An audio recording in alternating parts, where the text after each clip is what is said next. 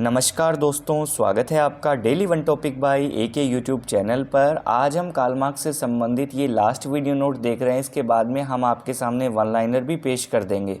ये video note जो है इसमें हम अलगाव के सिद्धांत की बात करेंगे, लोकतंत्र और धर्म इसकी स्थिति क्या थी कार्ल मार्क्स के संबंध में उसकी बात करेंगे। साथ में कार्ल मार्क्स से संबंधित कुछ 2-4 पॉइंट जो महत्वपूर्ण हैं उनकी भी हम चर्चा करते हुए चलेंगे।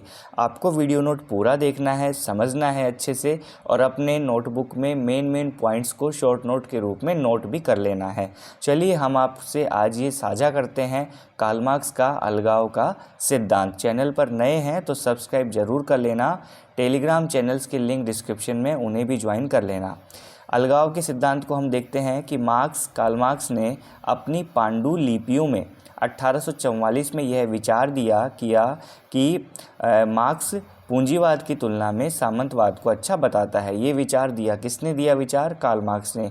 पांडुलिपियों का मतलब यहाँ पे मैन्युस्क्रिप्ट से है। आपने कार्ल मार्क्स की पुस्तकों के नाम पढ़े होंगे जिसमें आपने मैन्युस्क्रिप्ट जो वर्ड देखा होगा उसी का यहाँ पे शब्दार्थ जो है वो पांडुलिपियाँ हैं। तो इसलिए इनमें कंफ्यूज नहीं होना है, परेशान भी नहीं होना है।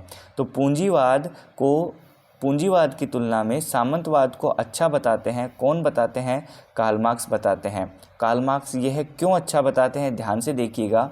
कार्ल मार्क्स कहते हैं दोस्तों कि पूंजीवाद के कारण मनुष्य अलगाव का शिकार हो गया है, यह हो जाता है। यह अलगाव जो है वो 4 प्रकार से होता है।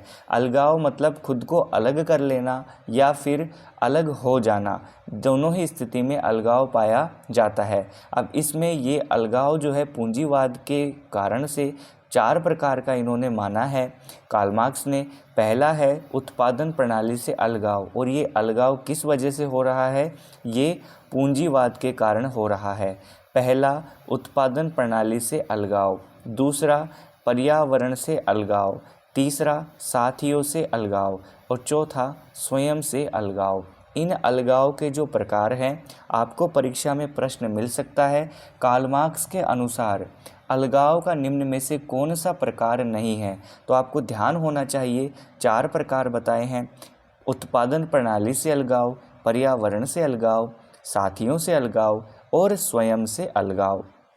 चारों आपको पता लग जाएंगे, दिख जाएंगे।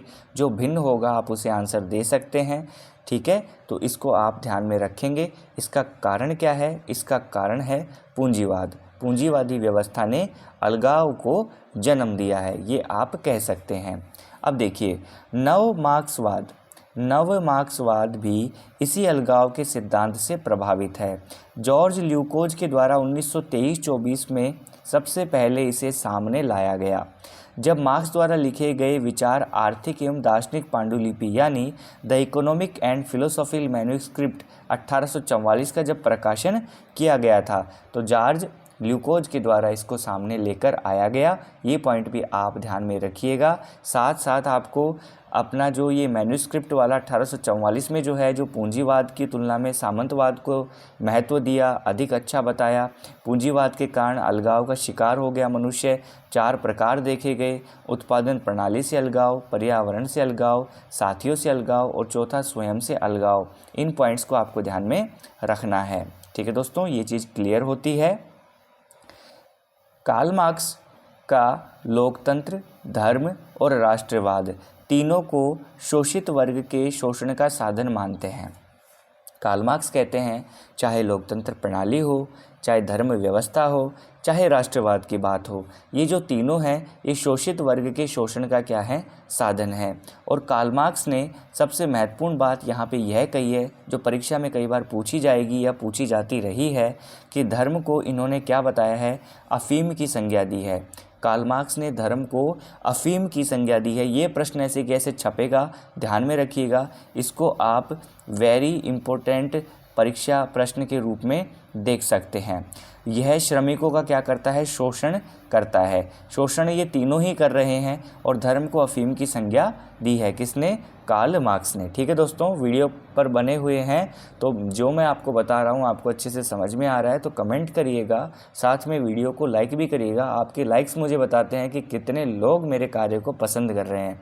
हालांकि व्यूज़ कम आ रहे हैं फिर भी आपको क्वालिटी स्टडी मटेरियल बिना किसी शुल्क के यहाँ पे देने की कोशिश की जा रही है।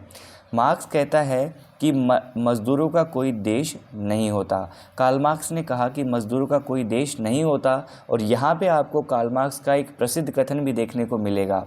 इसलिए यह विश्व के संपूर्ण मज़दूरों को एक होने का संदेश देते हुए कहते हैं कि विश्व के मज़दूरों एक हो जाओ। क्या कहते हैं, विश्व के मज़दूरों एक हो जाओ। क्या कहते हैं, विश्व के मज़दूरों एक हो जाओ। क्यों, क्योंकि मज़दूरों का कोई देश नहीं होता। इस प्रकार से राष्ट्रवाद की अवधारणा को भी व्यर्थ बताता है मार्क्स। क्यों, क्योंकि इन्होंने कहा कि लोकतंत्र, धर्म और राष्ट्रवाद तीनों ही शोषित वर्ग के शोषण के क्या हैं, साधन हैं। तो इसलिए राष्ट्रवाद को भी इन्होंने व्यर्थ बताया है। और विश्व के मज़दूरों एक हो जाओ, धर्म को अफीम कहा। ये किसने कहा, कार्ल मार्क्स ने कहा। कार्ल मार्क्स के ऊपर डिस्क्रिप्टिव वीडियोस में ये वीडियो नोट अंतिम है। आपको महत्वपूर्ण प्रश्नों का वन लाइनर वीडियो नोट भी मिल जाएगा। चलिए अब देखिए, चलते चलते कुछ बातें जो रह गई हैं उनको भी हम यहाँ पे कवर करने की कोशिश करते हैं। कार्ल मार्क्स के विचारों की आलोचना की बात करते हैं। कार्ल पॉपर ने मार्क्सवाद की तुलना एक ऐसे बंद समाज से की है जहाँ लोकतंत्र और स्वतंत्रता दोनों का ही अभाव पाया जाता है। कार्ल पॉपर ने मार्क्सवाद की तुलना एक बंद समाज से की है। किससे की है मार्क्सवाद की तुलना, एक बंद समाज से की है जहाँ पर लोकतंत्र और स्वतंत्रता दोनों का ही क्या होता है, अभाव होता है।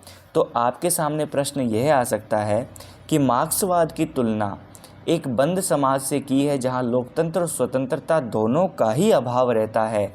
किसने की है, तो ये आप आंसर देंगे कार्ल पॉपर। ठीक है, नेक्स्ट देखिए, बर्नस्टीन ने अपनी पुस्तक विकासवादी समाज तथा कौटस्की ने अपनी पुस्तक सर्वहारा की तानाशाही में मार्क्सवाद के वर्ग संघर्ष, क्रांति तथा सर्वहारा की तानाशाही के सिद्धांतों को शांतिपूर्ण एवं संवैधानिक सुधारों के आधारों पर अनुचित बताया है। कैसा बताया है, उचित नहीं, अनुचित बताया है। ये पॉइंट भी आप ध्यान में रखेंगे।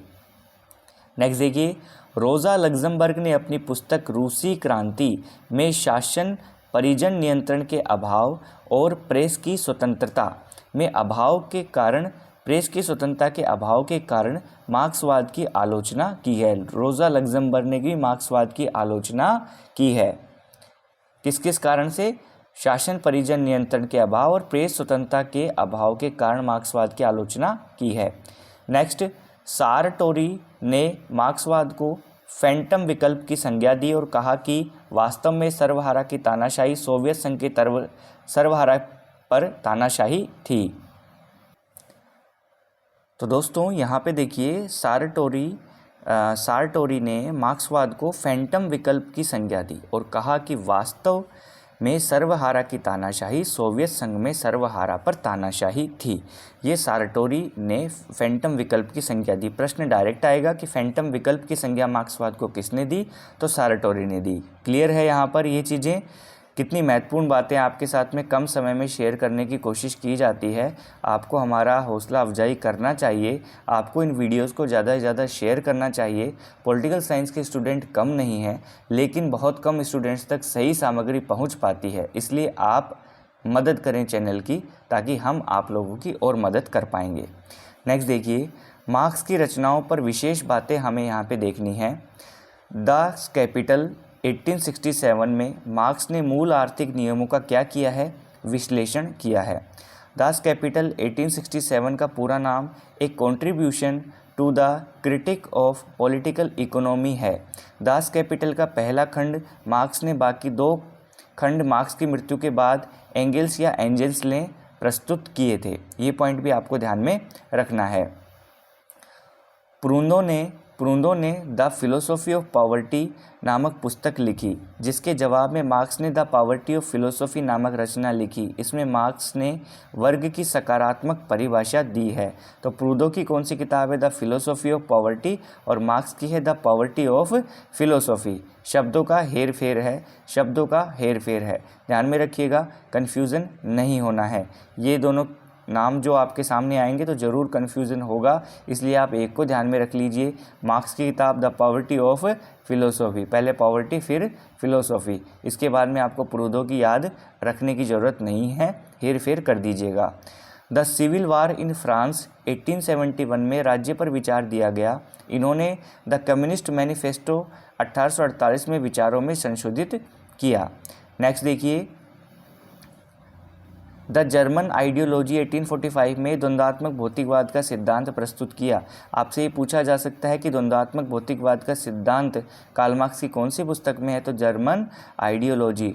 टेलर ने मार्क्स की रचना द कम्युनिस्ट मैनिफेस्टो को बाइबल या कुरान की भांति पवित्र कहा है। द कम्युनिस्ट मैनिफेस्टो को बाइबल या कुरान की भांति पवित्र किसने कहा है? तो टेलर महोदय ने। ठीक है दोस्तों, तो हम जितने भी आपके साथ में मोस्ट पॉइंट्स शेयर करते हैं, आई होप आपके लिए परीक्षा में काम आएंगे। आप जो जिस भी परीक्षा में बैठना चाहें, जहाँ भी कार्ल मार्क्स के बारे में पूछा जाता है, वहाँ पे ये काम आ सकते हैं। ठीक है, तो इस वीडियो नोट में इतना ही, मिलते हैं नेक्स्ट वीडियो नोट में।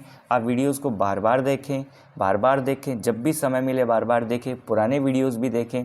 सारे वीडियोस आपको सिंपल सरल भाषा में मिलेंगे, आपको पॉइंट क्लियर करने की मदद मिलेगी। हमारी कोशिश यही है। इसके बाद में आप जो भी अध्ययन करेंगे तो आपको वो चीज़ अच्छे से समझ में आएगी। इन्हीं आशाओं के साथ इस वीडियो नोट में इतना ही, मिलते हैं नेक्स्ट वीडियो नोट में। शेयर कर दीजिएगा, लाइक कर दीजिएगा। Thank you so much.